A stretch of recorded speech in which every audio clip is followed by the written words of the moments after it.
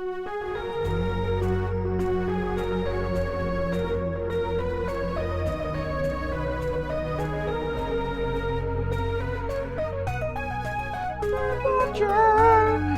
a bird watcher, watching fly my mind.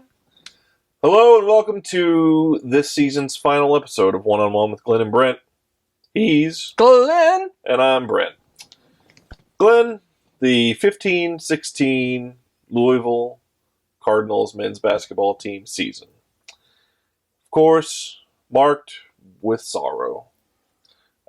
Right now, this is 2 days following their final game, a heartbreaking loss at Virginia. And there's no postseason to salve that wound. Ordinarily, if you end your season on a loss, you know that, hey, we've got the ACC tournament coming up. We've got the NCAA tournament coming up. But hopes and dreams. Hopes and dreams. Thoughts and wonders. But that's been stolen from us this year. So all we can do, I think we dwelled on the postseason ban in the last episode. No need to really beat that horse. Nothing's changed, and it's all besides over. The fact that we know that Pitino will most likely be back. He will most likely be back, yeah, and he has the support of the board of trustees, or whatever you want to call them. They support him. Tom George supports him. It seems clear that unless the NCAA comes down with some new thing, he's going to be the coach, and we're going to move on. So how do you feel about that? On the one hand, the buck stops with the coach, create a good culture, and things like this won't happen. On the other hand, one person doing something terrible that could easily be hidden given the right circumstances. So either way, for me, I'm fine with him staying. I like him personally as a coach. So I'm the same way. I do like Rick. I like what he's done for the team, for the program. I could see the argument being made for maybe it's time for a house cleaning, fresh slate, but it's hard to argue with his record. And I also think he truly loves the school and loves the kids and wants the best thing for the program. So again, it's hard. It is hard to rationalize punishing everyone for the actions of this one man who will not be named. But the people who should not have been punished were the kids of this season. Still don't like that, but it's done. It's over, and what can you do? So there is no more Cardinal basketball for us this year. Well, the ladies will go to their lady tournament. Yes. So that's what we have to hope for. We have to pull there. They're already out of the ACC tournament, though, correct? Brent, I'm not keeping up, and I'm sorry. We're bad people. Danny can just cut that entire chunk right there, and now we'll just move on. So, having put the postseason ban to rest, there's nothing really left to say about it except that it sucks on ice. And we wish nothing but tremendous success for Leon Lewis and Dylan Avar, I suppose. Yeah, Dylan, graduated, 3 years, because he would have been gone anyway. Didn't get to finish in the tournament, of course. But yes, Leon Lewis, great young men, it seems like. Men of very strong character. And we were very fortunate to have them there this year. So that brings me to the second piece that I was going to go to once we put to rest the postseason ban. Let's reflect on the season itself. What do we, that aside, the postseason aside, reflecting on what did we learn this year, 15-16, what were the highlights, and what did it mean to us? To me, obviously, Lee and Lewis, getting to know them and having them as part of the program. Great players, but since there is no postseason, you sort of see it as kind of a bridge year, and it makes me think about how it appeared to me that Rick really wanted to play Donovan Mitchell over Lewis a lot of the time. Yeah. To give him more time, give him more experience, because Donovan Mitchell was something. Oh, yeah. And the same thing with Deng Adel. Once Deng Adel got healthy, while he may not have been quite the scorer that Lee is right now, he can do so many more things than I think Lee can do, especially defensively and just always be in the action. It seemed like Deng Adel was loose balls, taking charges, and loose balls. But, I couldn't agree more. I think, Adele came in very highly touted. I guess probably the mostly highly touted of our freshmen. We expected big things. Sidelined with injury, slow to come back. And once he did return, didn't really seem like he was the player that was advertised. Then suddenly, over the course of these, last 4 games, really, I would say, it just like flipped a switch. And suddenly, defense, offense, going inside, shooting from outside. He's a definite NBA player. I mean, Yeah.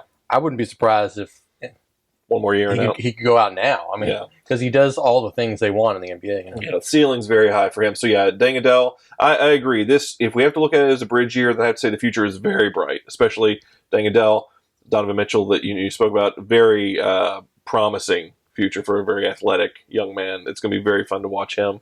I think you have to look at the growth of our 7-footers, our 7-foot sophomores, Anas Mahmoud and Mats Stockman, especially Mats. Look at him over the last few games. Suddenly less like a deer in headlights and someone you can actually put out there for a few minutes and nothing's going to go bad. I mean, he was defending, he was scoring, and suddenly you have someone that you can bring off the bench and not worry that you're going to lose something. So I think that's huge development. I think Jalen Johnson's going to be big as he goes into his. Jalen Johnson never going to be like an NBA player, I don't think. No, but I think a role player. If you have a good team, he can fit in a lot of spots that he's a glue guy. Yeah, in certain ways. I agree. So there you have it. Onuaku, what do you think about Onuaku? Coming back? Glad he's coming back. At least it seems like he's coming back. Oh, you think so? Rick said that he's coming back, so now I don't know. It could be Rick speak, but I think he'll be back. I think that he's going to want to play in the postseason. I think he's going to want a championship. Yeah, but here's why I don't think he'll be back. He is in the same position that Montrezl Harrell was in, where Montrezl was trying to improve his draft stock, but and it went down. Then it went down. Yeah. There's not the same player really, but how much better of a draft position would Onuaku be in?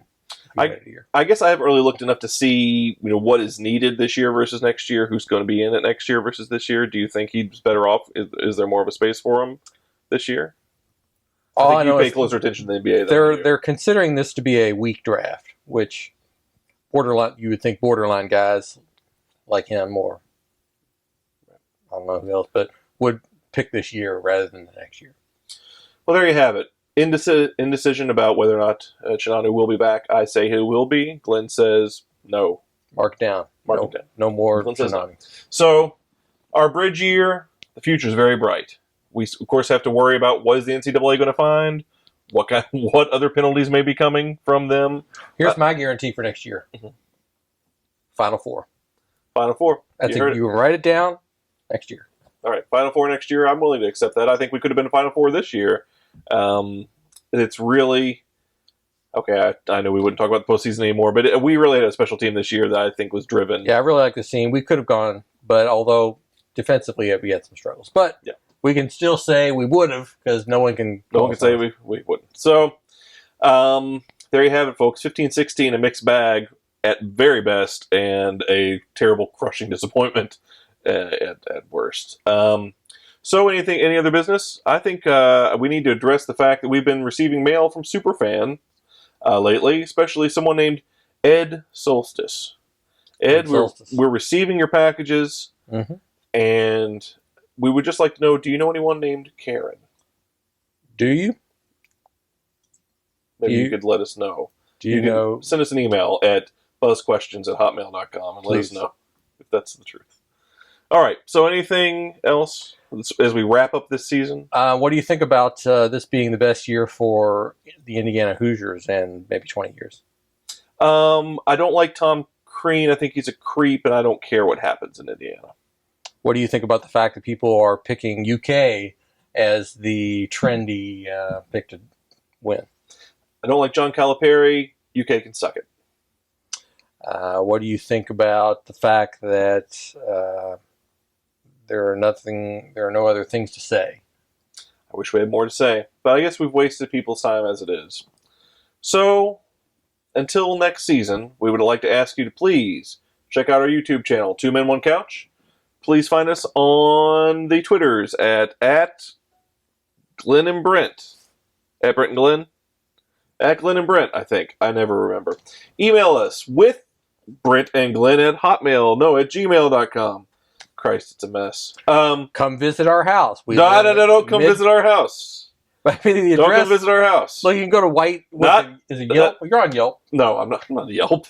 All right, so until next year, go to his place of work. Do not go to my place. Don't look up my place. He has of a work. white car that will be parked in. All right, so we'd like to thank everyone for tuning in this year. You don't have to stop me. Please share the show with others. And please check out our other show, Bits and Brews with Brent and Brian. So until next year, with a very heavy heart, we sign off. Go Cards. Go Kroger. L1C4.